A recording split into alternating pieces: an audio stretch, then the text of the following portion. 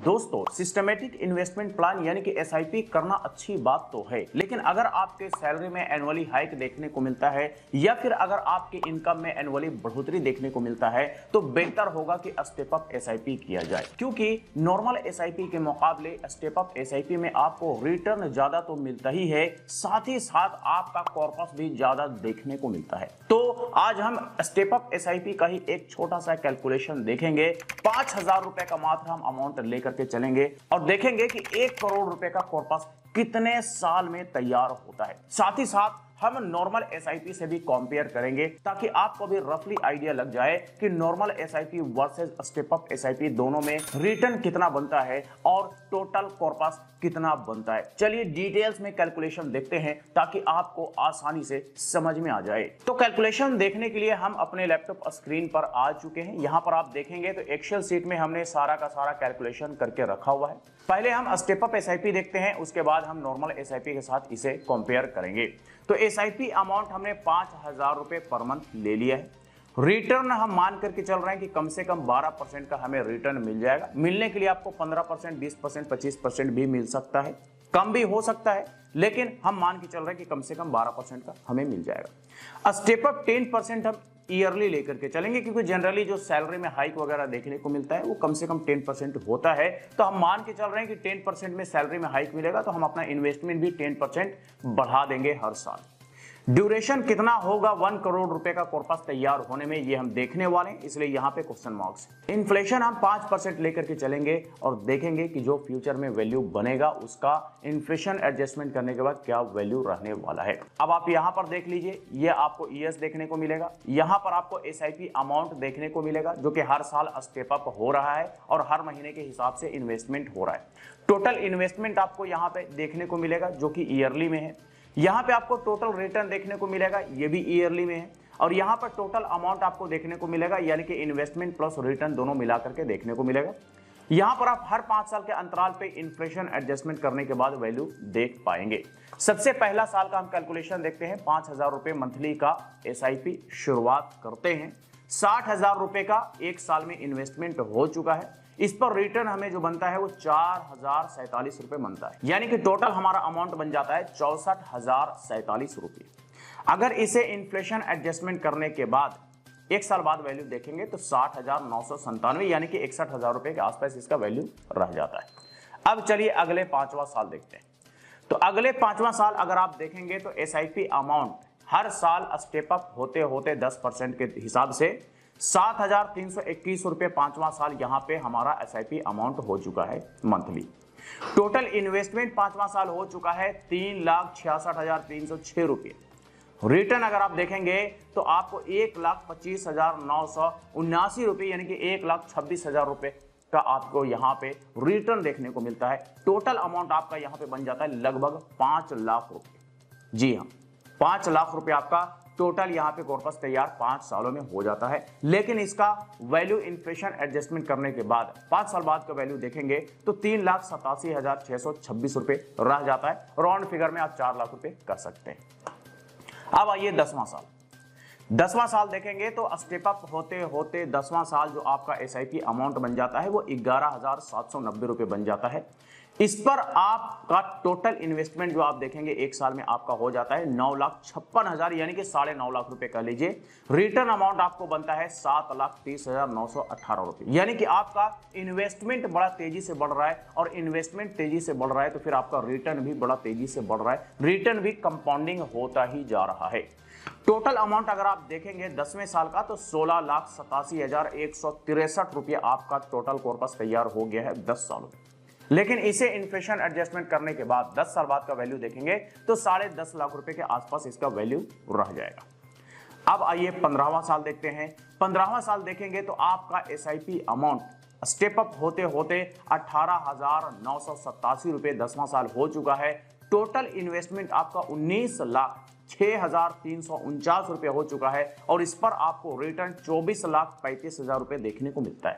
यानी कि आपका जो इन्वेस्टमेंट है, इन्वेस्टमेंट देखेंगे तो रिटर्न के सामने आपको कम देखने को मिलेगा, यानी कि रिटर्न जो है आपके इन्वेस्टमेंट को बीट कर चुका है, पीछे छोड़ चुका है। और इसके पीछे वजह है पावर ऑफ कंपाउंडिंग, क्योंकि लॉन्ग टर्म में पावर ऑफ कंपाउंडिंग बड़ा ही बेहतरीन तरीके से काम करता है, आपके पैसे को तेज रफ्तार से कई गुना बनाने का काम करता है। टोटल अमाउंट अगर आप देखेंगे तो 43,41,000 रुपए, यानी कि 43.5 लाख रुपए का कॉर्पस आपको 15 साल में तैयार हो जाता है। यानी कि आप कहिए तो लगभग आधा करोड़ कॉर्पस तैयार हो चुका है 15 साल में।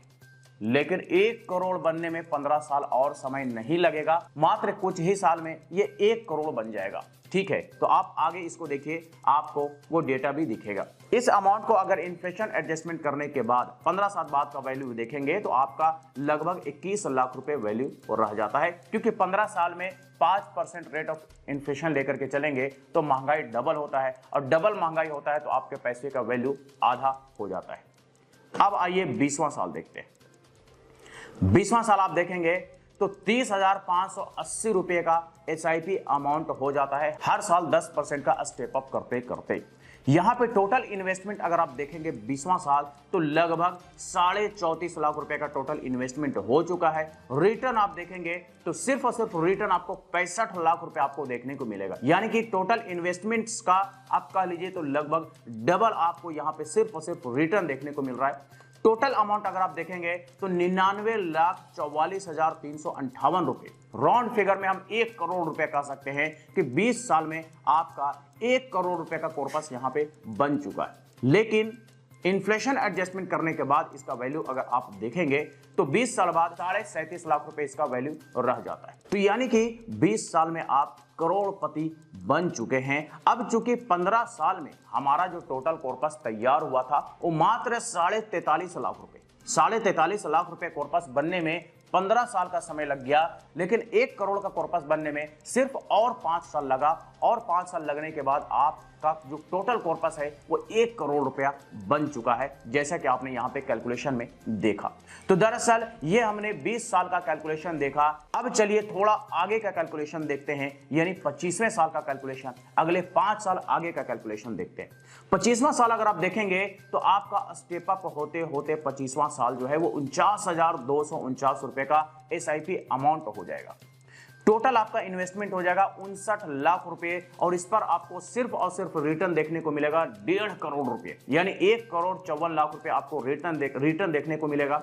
टोटल अमाउंट आपका बन जाता है 2 करोड़ 13 लाख रुपए, यानी कि आपका जो 20वें साल कॉर्पस बनता है उससे डबल से भी ज्यादा आप कह सकते हैं कि 25वें साल आपका टोटल कॉर्पस बन जाता है। और अगर आप इस टोटल अमाउंट को इन्फ्लेशन एडजस्टमेंट करने के बाद वैल्यू देखेंगे 25 साल बाद तो 63,24,000 रुपए इसका वैल्यू रह जाता है। ठीक है, तो ये तो आप 20 साल में करोड़पति बन गए, लेकिन जो भी आपका कैपिटल गेन हुआ उस पर आपके कुछ खर्चे हैं जिसके बारे में आपको जान लेना चाहिए, जैसे कि STCG टैक्स। अगर आप शॉर्ट टर्म के लिए इन्वेस्टमेंट करते हैं और कोई कैपिटल गेन होता है तो आपको 20% उस पर टैक्स देना पड़ता है। अगर आप लॉन्ग टर्म के लिए इन्वेस्टमेंट करते हैं और अगर उस पर आपका कोई कैपिटल गेन होता है तो आपको 12.5% का टैक्स देना पड़ता है। लेकिन 1,25,000 रुपए तक का जो भी कैपिटल गेन होता है वो टैक्स से एग्जिम्प्टेड होता है, ये आपको ध्यान में रखना पड़ेगा। इसके अलावा मामूली खर्चे हैं एक्सपेंस रेशियो, जो कि हर एक फंड में आपको देना पड़ता है। इसके साथ साथ आपको एग्जिट लोड भी देना पड़ता है। कई सारे फंड्स में एग्जिट लोड नहीं होता है, तो ये सारा का सारा डिटेल्स आपको आपके फंड के डिस्क्रिप्शन में देखने को मिल जाएगा। अब चलिए एक कंपैरिजन हम देख लेते हैं नॉर्मल SIP से। तो ये नॉर्मल SIP है, सेम हमने 5,000 रुपए महीने का SIP लिया है, 12% का रिटर्न लिया है, ड्यूरेशन 25 साल है, 5% का इन्फ्लेशन है। आप यहां पर देख लीजिए 25 साल में जो टोटल अमाउंट बनता है, कितना हमारा रिटर्न बनता है, टोटल कितना कॉर्पस बनता है, ये सारा के सारा हम कॉपी करते हैं और कॉपी करके हम आ जाते हैं इसी स्टेप अप SIP वाले पेज पे, और यहां पर हम इसे कर देते हैं पेस्ट कर देते हैं। अब यहां पे हमारे लिए कंपैरिजन करना बड़ा आसान हो गया, क्योंकि स्टेप अप होते होते स्टेप अप SIP में 25वां साल हमारा जो SIP अमाउंट बनता है वो 49,249 रुपए बनता है। नॉर्मल एसआईपी में चूंकि हमारा एनुअली किसी भी तरह का इन्वेस्टमेंट में हाइक नहीं होता, तो हमारा जो 5,000 रुपए का शुरुआती एसआईपी अमाउंट था वही 5,000 रुपए अभी भी रह जाता है। आप यहाँ पे टोटल इन्वेस्टमेंट देखेंगे तो 59 लाख रुपए का आपका इन्वेस्टमेंट हो जाता है 25 साल में। स्टेप अप एसआईपी में आपका नॉर्मल एसआईपी में मात्र 15 लाख रुपए का इन्वेस्टमेंट होता है।